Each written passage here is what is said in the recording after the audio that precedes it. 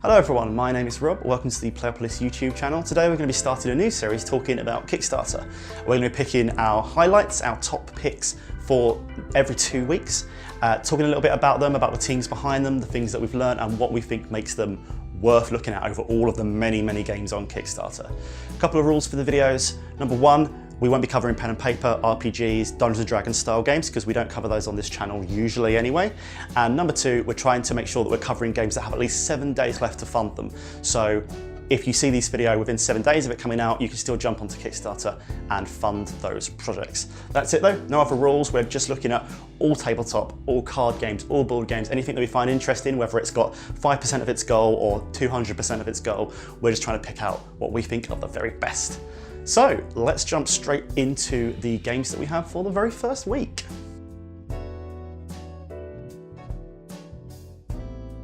So Everdell is set in this sort of forest world with woodland creatures, and they have a sort of society. They have villages and they have sort of government.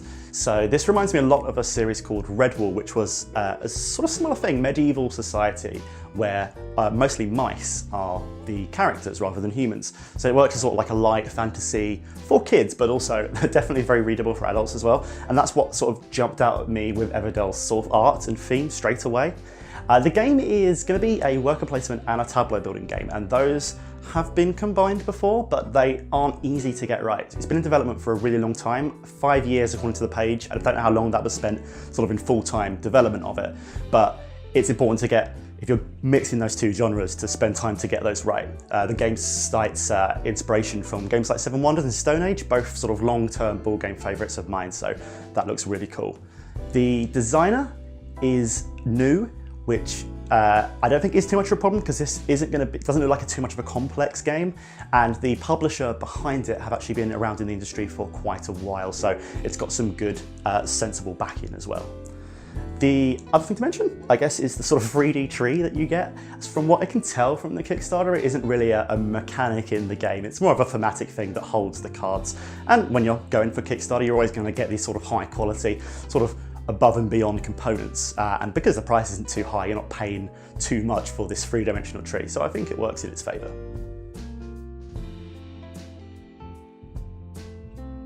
So in Status Report, you're going to be playing as either a captain or an AI. And the captain, which is just one role, has to decide which of the AIs is operative. The others, every single other AI that plays, depending on the number of players, is trying to murder the crew of the ship. So it's really important the captain makes this correct decision. The game basically plays out as you would expect a social deduction game to play out. Every turn the AIs can choose to murder shipmates, and if all the crew are murdered, then the captain loses. If the captain picks the correct operative AI, then the captain wins. That's pretty standard from a social deduction perspective. One thing I really like about this game is that there's no time limit from what I can tell. Basically at any point the captain can just say you are operative and hopefully win the game or lose the game. So that they can choose at any point in the game to just say that and the game will be over. Obviously the AIs will slowly kill the crew, so it does have a set time limit, but it's really cool that the captain has that ability to just say straight up, no, you are the good guy and I've won the game. Another cool thing about this one, it has actually already had a successful Kickstarter, just asking for I think around £2,000 roughly.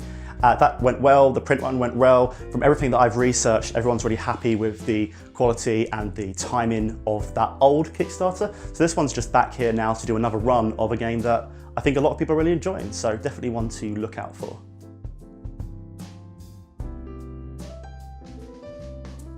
So now, strangely enough, we have another science fiction, social deduction and negotiation game, and this one is called Black Hole Council.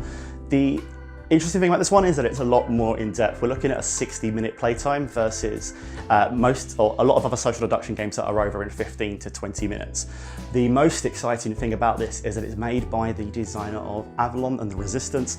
These are like the first social deduction games I ever played, still one of my favourites to introduce people to the genre because they're so simple, but they're so fun. So I'm really excited to see what these guys come up with. They've got a really good team behind this game.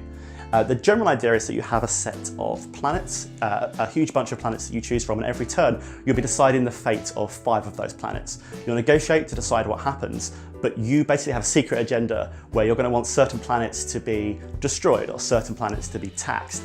So you're trying to negotiate your own agendas away from everyone else, but not be too obvious about them that other people can guess what they do. Because another part of the game is that if you can guess the agendas of another person, you're going to get points as well. So there's a lot of rounds, a lot of negotiation in each round. Again, it sounds like they're taking the mechanics and the rules sort of away from the players and making it all about that talking and negotiating and bluffing, which is where like the really good social deduction games come into it, that you're not following a lot of complicated rules or upkeep every turn to keep that conversation flowing. So yeah, this one is looking really, really cool. Only small concern is that people are allowed to vote for the names of the planets. When Kickstarters do this, you end up having stupid in-joke names sometimes, but because it's a voting system, I don't think that's going to be a problem, and hopefully they're going to come out with some cool, fun names that you don't have to have paid huge amounts of money to understand.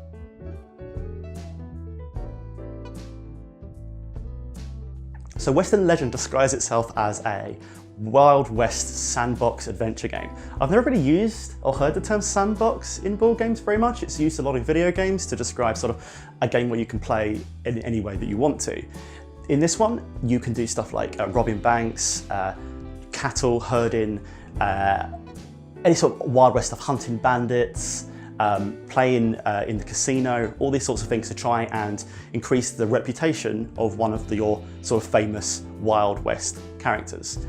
One thing about this one is that you can also change the length of the game when you start to decide how long it's going to be. It can be anything from like 60 minutes to a couple of hours, which is really cool. And I really like the artwork in this. If you can get this sort of game right, in terms of being able to do all those abilities and also all those sort of different activities and still make it fun and balanced to do all of them, then these types of games can be really fun because there's so much strategy involved.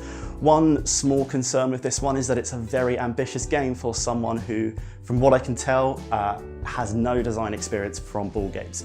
So that is probably my one concern about this one. It's very ambitious project to sort of balance and to make really fun. But on the other hand, there are reviews, previews are already out from places like Rado who think the game is really cool and are enjoying it, so hopefully this one will actually be really cool.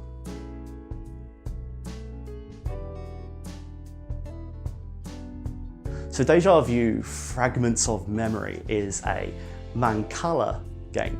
And if you've never heard of that term, they're basically a set of games from hundreds of years ago from different cultures that involve basically trying to capture pieces. Sometimes they're beans or stones, a little bit like very sort of early, less complicated versions of chess. So that's kind of interesting. I hadn't ever really heard of this either. They're not big in the Western world and they never really have been big in the Western world. This is a game from Hong Kong, which is really interesting.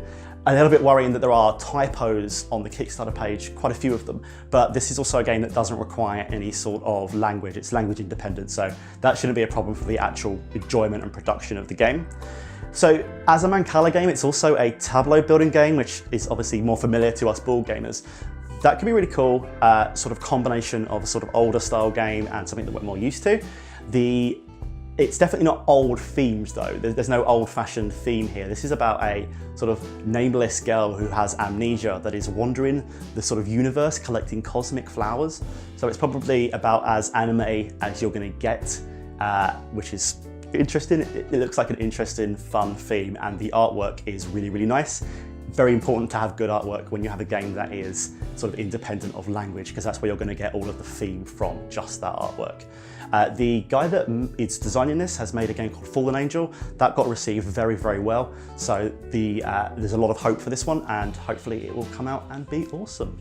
So that's all of the games we've had time for this week. We'll be back in a couple of weeks with some more of our favourite Kickstarter picks. If there's anything that you've noticed on Kickstarter coming up this week that you are interested in that we have missed, please drop it in the comments below.